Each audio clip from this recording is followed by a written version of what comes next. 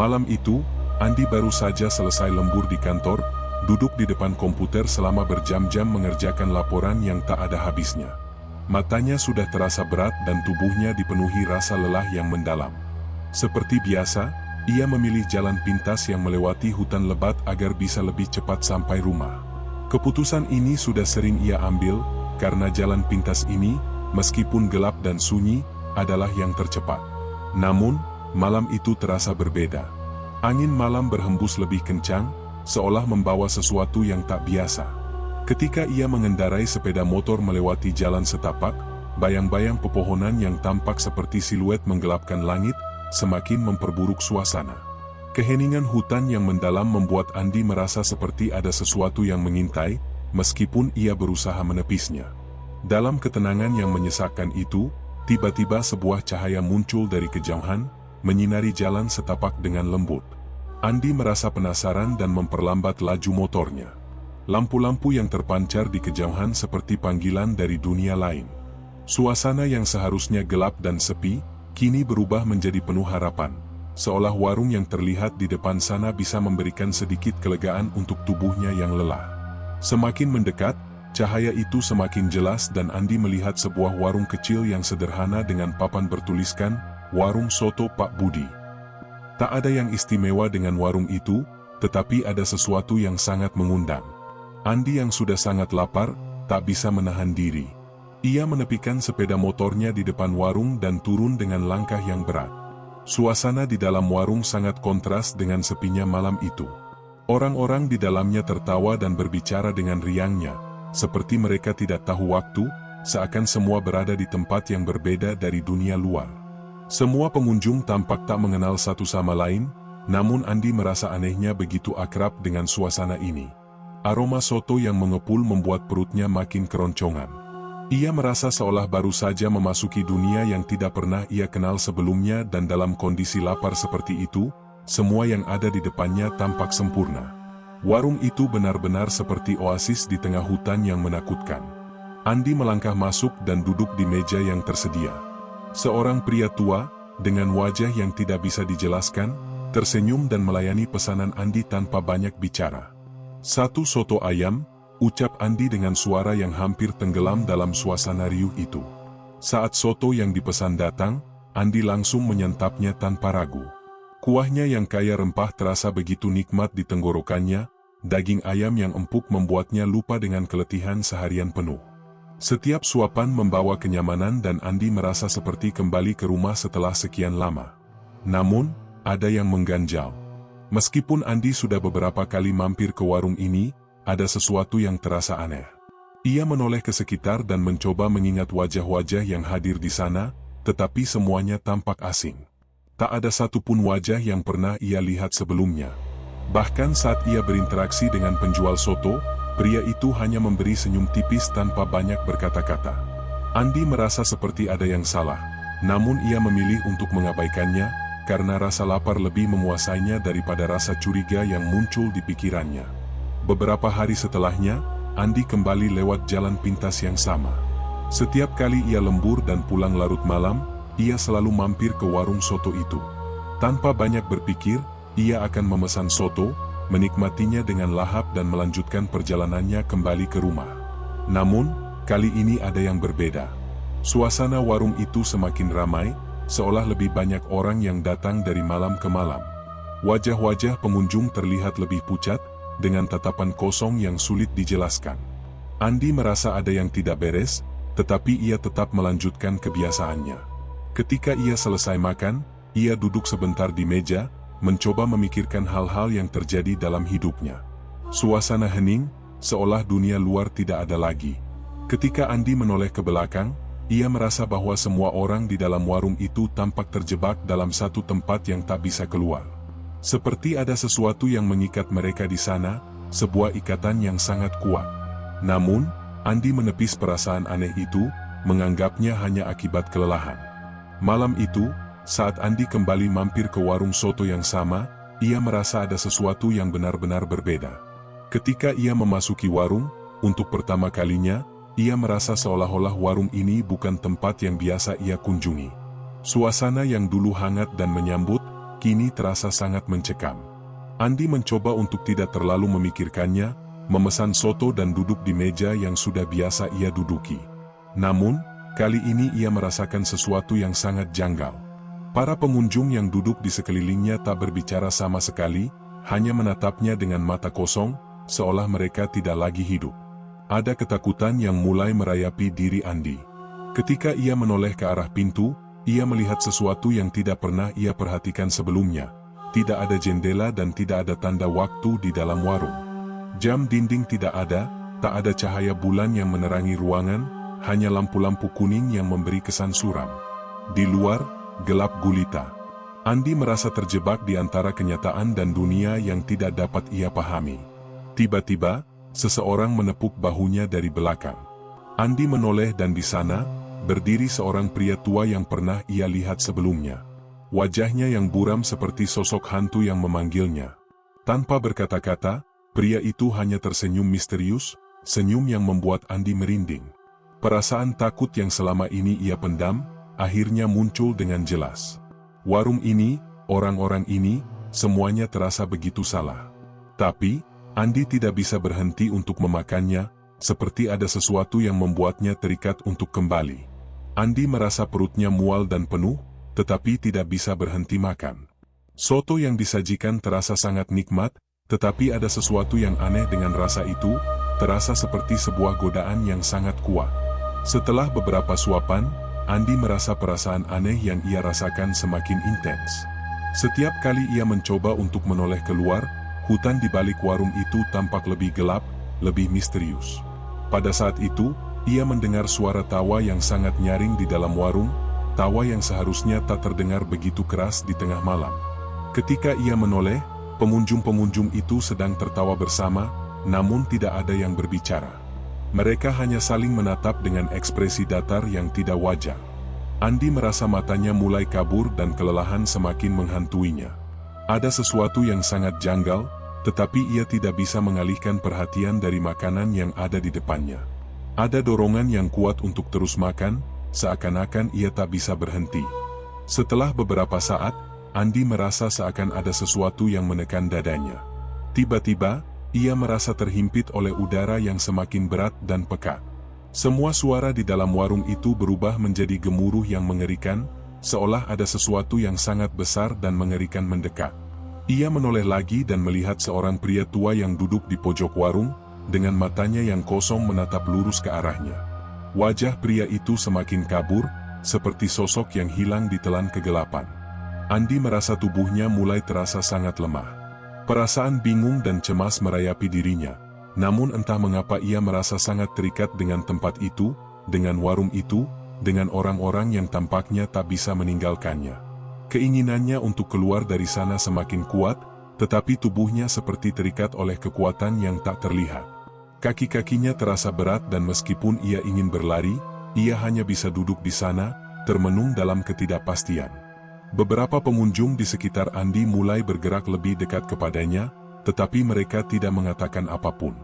Wajah mereka semakin buram, seperti bayangan yang terbentuk dari kabut malam. Mereka mulai mengepung meja Andi dan Andi merasa udara semakin padat, hampir tak bisa bernapas. Dengan terengah, ia berusaha bangkit dari kursinya dan berjalan menuju pintu, tetapi langkahnya terasa begitu berat. Setiap langkah yang ia ambil, rasanya seperti terjebak dalam lumpur yang dalam. Ia hampir tidak bisa bergerak, meskipun hatinya berteriak untuk keluar. Lalu, dari sudut matanya, Andi melihat sesuatu yang mengerikan. Di luar warung, hutan yang biasanya gelap sekarang menyala dengan cahaya aneh dan sosok-sosok hitam bergerak di antara pepohonan. Seolah-olah ada ribuan mata yang mengamatinya dari balik kegelapan. Suara tawa itu semakin keras, seakan-akan warung ini bukan tempat makan biasa, melainkan tempat yang terjebak di antara dunia hidup dan mati. Ketika Andi akhirnya berhasil membuka pintu warung dan melangkah keluar, tubuhnya merasa lelah, tetapi perasaan aneh itu semakin kuat. Hutan di luar sana sudah tidak terlihat seperti yang ia kenal. Jalan setapak yang biasa ia lewati kini berubah menjadi lorong yang sempit dan berkelok. Daun-daun yang berguguran di sepanjang jalan tampak bergerak sendiri, seolah ada kekuatan yang menggerakkan mereka. Suara-suara bisikan halus terdengar di telinganya, seperti ada ribuan suara yang memanggil namanya. Andi berlari dengan cepat, berusaha melarikan diri, tetapi semakin ia berlari, semakin hutan itu terasa membelitnya. Tidak ada jalan keluar, tidak ada tanda-tanda kehidupan. Ia merasakan sesuatu yang semakin menahan langkahnya, seolah-olah hutan itu ingin menelan seluruh tubuhnya. Keringat dingin bercucuran dari wajahnya dan napasnya terengah-engah. Ketika ia menoleh ke belakang, warung itu sudah menghilang. Tak ada lagi cahaya yang menyinari jalan, tak ada lagi suara riuh tawa dari dalam warung. Semua itu lenyap begitu saja, meninggalkan Andi sendirian di tengah kegelapan. Dengan langkah tergesa-gesa, Andi melanjutkan perjalanannya, berharap bisa menemukan jalan keluar dari hutan itu. Tetapi, semakin ia berjalan, semakin hutan itu terasa tidak berujung. Jalan setapak yang semula ia lewati kini hilang begitu saja, digantikan oleh jalan lain yang membingungkan. Andi merasa panik, seperti terperangkap dalam labirin yang tak ada ujungnya. Dalam kepanikan itu, ia tiba-tiba mendengar suara tawa yang sangat dekat, tawa yang sepertinya berasal dari belakangnya. Dengan tubuh gemetar, Andi menoleh dan melihat sosok-sosok yang ia kenal, pengunjung-pengunjung warung soto, berdiri di tengah hutan, dengan mata kosong yang menatapnya tanpa berkedip. Mereka tidak bergerak, hanya diam di sana, seolah menunggu sesuatu. Tiba-tiba, Andi merasa bahwa ia bukan lagi berada di dunia yang sama. Warung soto itu, dengan segala keanehan dan misterinya, kini telah mengikatnya di tempat yang tak bisa ia mengerti. Ia sadar bahwa ia telah melewati batas dan kini, ia adalah bagian dari dunia yang terperangkap dalam waktu dan ruang yang tidak akan pernah ia pahami. Andi semakin merasa terperangkap. Wajah-wajah pengunjung warung soto itu, yang kini berdiri di tengah hutan, mulai memperlihatkan ekspresi yang semakin mengerikan. Mereka tidak bergerak, namun matanya yang kosong menatapnya dengan ketajaman yang menembus jantung. Seperti ada kekuatan yang mengikat mereka, membuat mereka tetap berada di tempat yang sama, terperangkap dalam dimensi yang sama dengan Andi. Perlahan, salah satu dari mereka, seorang pria bertubuh kurus dengan wajah pucat, berjalan mendekati Andi dengan langkah yang lambat. Setiap langkahnya terasa sangat berat, namun ia tak mengeluarkan suara. Begitu mendekat, pria itu membuka mulutnya dan suara serak terdengar, "Kau sudah menjadi bagian dari kami." Kalimat itu seperti suara gema yang menggetarkan tubuh Andi. Rasanya seluruh tubuhnya beku seketika, seolah energi yang mengalir dalam dirinya menghilang begitu saja. Tanpa sadar, ia mundur beberapa langkah, namun di setiap langkahnya, ia merasa ada sesuatu yang semakin menariknya ke dalam, semakin mengikatnya pada tempat itu. Pria itu, dengan senyum yang sangat mengerikan, mengulurkan tangannya kepada Andi. Tangan yang dingin dan kasar itu tampak seperti tangan seorang mayat yang sudah lama tak tersentuh kehidupan. Andi merasa matanya semakin berat, kepalanya berputar dan tubuhnya seolah kehilangan kendali. Namun, perasaan takut yang mencekam itu tidak membuatnya bisa lari.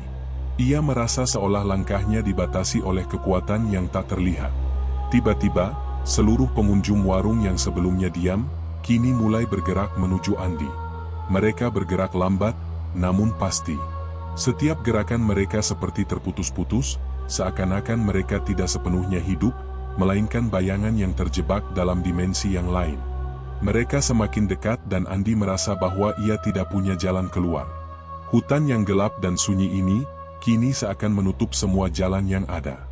Dengan tubuh yang semakin lemas, Andi berusaha untuk berteriak, namun suaranya tak keluar. Semua yang ia coba lakukan terasa sia-sia. Ia merasa tubuhnya semakin lemah, hampir seperti ada energi yang mengalir keluar dari dalam dirinya. Matanya mulai berkabut dan ia mulai kehilangan kesadarannya. Saat itu, bayangan pria tua yang dulu ia lihat di warung itu muncul kembali di depannya, dengan senyum yang tak pernah ia lupakan. Pria itu berbicara dengan suara lembut namun menakutkan, "Kau tidak akan pernah keluar, nak. Tempat ini milik kami." Suaranya seolah menyatu dengan angin malam yang semakin mencekam, menambah ketakutan dalam diri Andi. Tanpa peringatan, pria itu mengulurkan tangannya, menyentuh dada Andi dengan lembut. Begitu sentuhan itu terjadi, Andi merasa tubuhnya membeku dan pandangannya semakin kabur.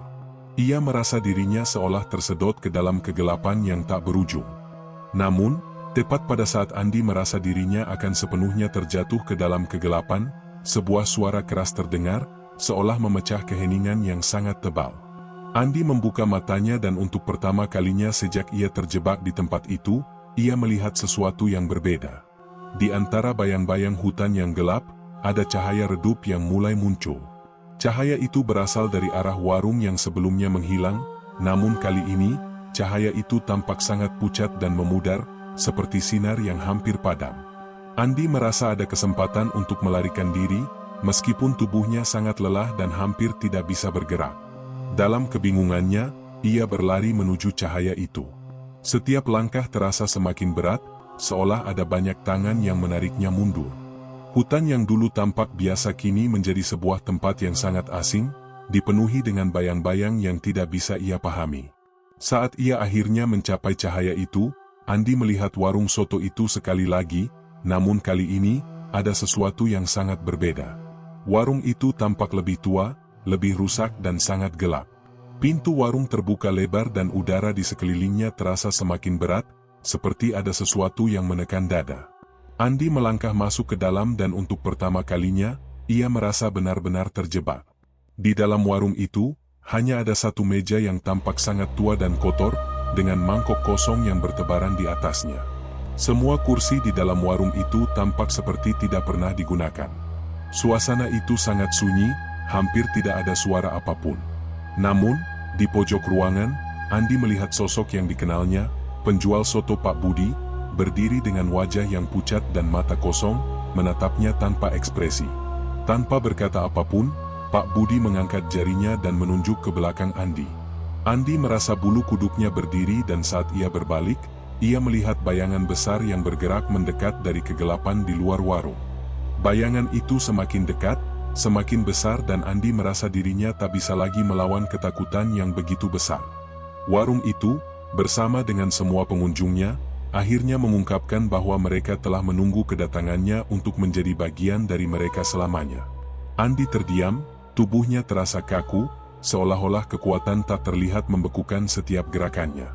Bayangan besar yang mendekat itu semakin jelas dan Andi bisa melihat sosoknya dengan lebih terang. Itu bukan manusia, tetapi sosok tinggi, gelap, dengan mata merah yang menyala. Setiap langkahnya membuat lantai warung bergetar dan udara di sekitar Andi semakin terasa berat, seperti tertarik oleh kekuatan yang menghisapnya. Ia ingin berteriak, tetapi mulutnya terkatup rapat, tak mampu mengeluarkan suara.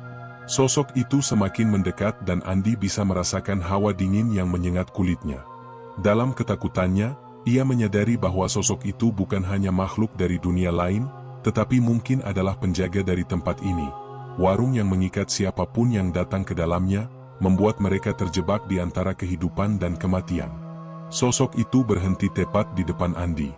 Mata merahnya memandang Andi dengan tajam, seolah-olah menembus langsung ke dalam jiwanya. "Kau tidak bisa melarikan diri, Andi," suara itu terdengar dalam pikirannya, seolah berasal dari kedalaman dunia yang tidak bisa ia pahami. "Kau telah masuk ke dalam dunia ini dan di sini, tidak ada jalan keluar." Andi merasa tubuhnya semakin lemah dan pikirannya mulai kabur. Semua perasaan takut dan cemas itu seolah menguasai dirinya. Namun, dalam kegelisahannya, ia merasa ada secercah harapan yang muncul. Bagaimana jika ini hanya mimpi? Bagaimana jika ia masih bisa bangun dari semua ini? Dengan sisa-sisa kekuatan yang ada, Andi mencoba untuk menggerakkan tubuhnya, tetapi rasanya seperti ada ratusan tangan yang menariknya kembali ke tempat yang sama, menahan setiap usahanya untuk pergi. Saat Andi merasa seluruh tubuhnya hampir menyerah, tiba-tiba ia mendengar suara yang familiar. Itu adalah suara tawa dari warung soto, namun kali ini, tawa itu tidak terdengar riang. Suara itu terdengar seperti bisikan, seperti godaan yang memaksa Andi untuk tetap tinggal di tempat itu. Semua pengunjung warung itu, yang sebelumnya tampak seperti orang-orang biasa, kini berubah menjadi sosok-sosok yang menyeramkan, dengan wajah yang penuh luka dan mata yang kosong. Mereka berdiri mengelilingi Andi, seolah-olah menunggu untuk menghisap kehidupannya. Andi merasa dunia di sekitarnya semakin gelap, semakin sempit dan semakin tak terjangkau. Semua usaha untuk keluar dari tempat ini terasa sia-sia. Ia mulai menyadari bahwa ia tidak akan bisa kembali ke dunia yang ia kenal. Hutan yang dulunya tampak sepi dan gelap, kini berubah menjadi tempat yang tak bisa ia tinggalkan. Warung soto itu, dengan segala keanehannya, telah mengikatnya dalam takdir yang tidak bisa ia elakkan. Sosok besar yang tadi mendekat kini semakin jelas menampakkan wujudnya. Itu adalah makhluk yang sangat tinggi, berkulit gelap, dengan tubuh yang tampaknya terbuat dari bayangan itu sendiri. Ia mendekat dengan langkah yang berat dan setiap gerakannya meninggalkan jejak kegelapan yang menyelimuti sekitar. Mata merahnya menyala lebih terang dan saat ia berbicara, suaranya bergema seperti dari dasar bumi. "Kau telah menjadi bagian dari kami, Andi," kata makhluk itu dengan suara yang menggetarkan jiwa. "Tidak ada yang bisa keluar dari sini. Kami telah menunggumu. Seperti yang telah kami tunggu ribuan tahun. Warung ini adalah tempat yang tidak bisa dijangkau oleh waktu. Mereka yang datang ke sini tidak pernah kembali. Mereka akan tetap di sini, menjadi bagian dari kami yang tak terpisahkan. Dan sekarang, kau juga akan menjadi bagian dari kami." Andi merasa dunia di sekelilingnya hancur berkeping-keping dan ia tahu bahwa ia tak akan pernah keluar dari tempat ini. Semua harapannya untuk melarikan diri perlahan menghilang. Makhluk itu akhirnya mengulurkan tangannya dan Andi merasa tubuhnya mulai terangkat dari tanah, seperti ia sedang tersedot oleh kekuatan yang sangat kuat. Ia merasa dirinya mulai kehilangan kesadaran, seperti ada kekuatan yang menariknya ke dalam kegelapan yang tak berujung. Dalam keadaan hampir tak sadarkan diri, Andi mendengar suara pria tua, Pak Budi, yang dulu ia temui di warung. "Tidak ada yang bisa keluar, Nak." Suara itu terdengar jauh, namun sangat jelas di telinga Andi. "Kau sudah menjadi bagian dari kami. Kami semua terperangkap di sini, dalam dunia ini dan kau akan tetap bersama kami selamanya." Dengan kata-kata itu, Andi merasakan tubuhnya menghilang, diliputi oleh kegelapan yang tak bisa ia lawan. Tak ada lagi suara, tak ada lagi cahaya, hanya kegelapan abadi yang menutupi segalanya. Warung soto Pak Budi, bersama dengan seluruh pengunjungnya yang terperangkap, menjadi sebuah kenangan yang tak akan pernah terlupakan, sebuah kisah yang akan terus menghantui mereka yang melangkah terlalu jauh ke dalam dunia yang tidak seharusnya mereka masuki.